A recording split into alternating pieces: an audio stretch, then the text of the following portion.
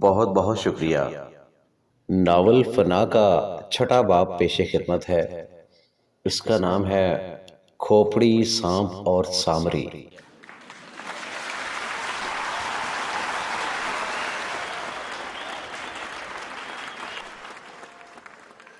اگلا روز جب دلدار دلہا اپنی دلہن بنی کرسی کا گھونگھٹ اٹھانے زیر زمین دنیا میں واپس چلا گیا تو اسی شام صحن میں پڑا وہ صندوق جسے دلدار کے آدمی اونٹوں پر چانن کے پاس اٹھا لائے تھے اور جس میں اب موجودہ جاگیرداروں کے باپوں کی ہڈیاں پڑی تھیں، چانن بائی نے اپنے اشاک سے اٹھوا کر بالا خانے کے اس آخری کمرہ میں پہنچا دیا تھا جہاں وہ خود بھی پیر رکھتے ہوئے ڈرتی تھی۔ دلدار دلہا کے جانے کے بعد بھی چانن بائی کا کوٹھا ایک عرصہ آباد رہا۔ اس کے دل پھینک اشاک اور دولت بڑھتی ہی چلی گئی، مگر جانے کیوں جوں جوں دل پھینک اشاک اور دولت بڑھتی جاتی تھی، اس کی روح اس پیشہ سے بیزار ہوتی جا رہی تھی۔ پھر جب اس نے دیکھا اب اس کا دل اپنے پیشہ میں بالکل بھی نہیں لگ رہا، تو وہ اپنے دل اور دنیا کی تسلی کے لیے جوانی میں ہی مر جانے والی اپنی سہیلی شیدا کی اکلوتی یتیم اور بے سہارا بچی ملکہ کو اپنے گھر میں لے آئی، اور اسی روز اس نے وہ بالا خانہ بھی ہمیشہ ہمیشہ کے لیے بند کر دیا اور خاموشی سے اس کی پرورش کرنے لگی۔ چانن بائی کے پاس پیسہ کی کوئی کمی نہیں تھی، اس لیے ملکہ کو گھر میں پڑھانے، محفل کے ادب آداب سکھانے اور اسے ہر فن میں طاق کرنے کے لیے اس نے اپنا پیسہ پانی کی طرح بہا دیا۔ اب وہی ملکہ اپنے لڑکپن سے نکل کر جوانی کی حدود میں قدم رکھ چکی تھی اور پوری بستی کے نوجوانوں کے دلوں پر ملکہ عالیہ بن کر حکومت کر رہی تھی۔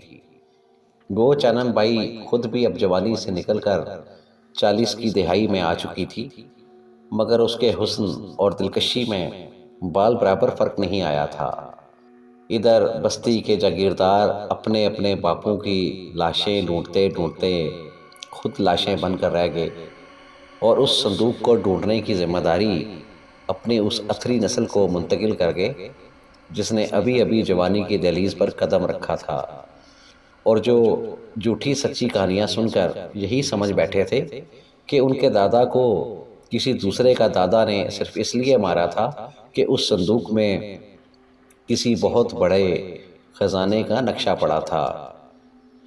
ریحانہ کا پیر عین اس وقت جوانی میں پڑا تھا جب ان جاگیرداروں کی آپس میں دشمنی عروج پر تھی، مگر جب ان کی نظر کمہار گمنام کی بیٹی پر پڑی تو وہ وقتی طور پر اپنی اپنی دشمنی بھول کر ریحانہ کے در پہ ہو گئے اور بہانہ بہانہ سے کمہار گمنام اور اس کی بیوی دل آرام پر دباؤ ڈالنے لگے کہ وہ ریحانہ کا سکول چھڑائیں اور اسے کام کاج کے لیے ان کی حویلیوں کی راہ دکھائیں۔ ایسا ہی ایک دباؤ ریحانہ کے سکول ماسٹر اللہ داد پر بھی تھا۔ اسے ہر روز اپنے میز پر کوئی کھوپڑی پڑی ملتی تو کبھی دلہن بنی کوئی مورتی، کبھی کوئی سانپ پڑا ملتا اور کبھی کسی زمین کے سودے کا کاغذ۔ سکندر جاگیردار کو انسانی کھوپڑیاں جمع کرنے کا جنون تھا، تو سجاول جاگیردار ہر وقت مٹی کے کھلونوں اور گڈی پٹولوں سے کھیلتا رہتا تھا۔ تبارک جاگیردار سانپوں کا شوقین تھا، اس کی حویلی میں دنیا بھر کے مہلک اور نایاب سانپ ہر طرف شونگتے پھرتے تھے۔ سوداگر جاگیردار کو نت نئی زمینوں اور سودوں کا شوق تھا اور دنیا کی مہنگی ترین گاڑیاں اس کی حویلی میں کھڑی رہتی تھیں۔ پھر جس روز ماسٹر اللہ داد کے میز پر انسانی شکل کا ماسک پڑا ہوا ملا، اس کی قوت برداشت جواب دے گئی اور خوف سے اس کی گگی بند گئی۔ یہ خوفناک نشانی اور کسی کی نہیں ہو سکتی تھی مگر صرف عجائب کی۔ بستی کا سب سے خوفناک جاگیردار، وہی عجائب جس کی دہشت بستی کے ہر جاگیردار پر طاری تھی۔ اس کی اصل شکل بھی کسی نے نہیں دیکھی تھی۔ بستی کے سارے جاگیردار اسے مارنے کی کئی بار ناکام کوششیں کر چکے تھے اور ہر کوشش کا خمیازہ انہیں اپنے آدمیوں کے نقصان پر بھگتنا پڑا تھا۔ جانے عجائب کوئی چھلاوا تھا یا غیر مرئی قوت جو خوف بن کر ان کے اعصاب پر سوار ہو چکا تھا۔ دریا کے پار کھڑی جاگیردار عجائب کی حویلی ہیبت میں اپنی مثال آپ تھی۔ جب سورج ڈوبتا تھا اس کی حویلی کا مینار پوری بستی پر ایک خوف طاری کر دیتا تھا۔ کہا یہی جاتا تھا عجائب زیادہ تر اسی حویلی میں ہوتا ہے، مگر اسے وہاں دیکھا کسی نے نہیں تھا۔ جانے کہاں ہوتا تھا۔ عجائب کی دریا پار والی حویلی میں سینکڑوں بھول بھلیاں تھیں اور ہزاروں چور دروازے۔ اس کے علاوہ بستی میں اس کی ایک حویلی اور بھی تھی جس میں خوفناک شکلوں والے لوگ ہر وقت اسلحہ لیے گھومتے رہتے تھے۔ ماسٹر اللہ داد کی آنکھیں خوف و دہشت سے اب پھٹنے کو تھیں۔ اس کے میز پر آج انسانی شکل والی کھوپڑی کے اندر ایک چیتا جاگتا سانپ پھریرے کھا رہا تھا۔ پھر وہ کھوپڑی سے باہر نکل کر سجاول کی اس مورتی سے لپٹ گیا جس نے اپنے ہاتھوں میں چابیاں اٹھا رکھی تھیں، اور اس مورتی سے کچھ ہی دور عجائب کا عجیب و غریب شکل کا ماسک پڑا تھا۔ ماسٹر اللہ داد کے دانت خوف سے بچنے لگے اور اسے ایک دندکن سا پڑ گیا۔ وہ آواز دے کر اسکول کے چوکیدار کو بلانے ہی والا تھا، مگر اس کا گلا ہی چپ ہو گیا اور کوئی صدا اس کے گلا سے نہ نکل سکی۔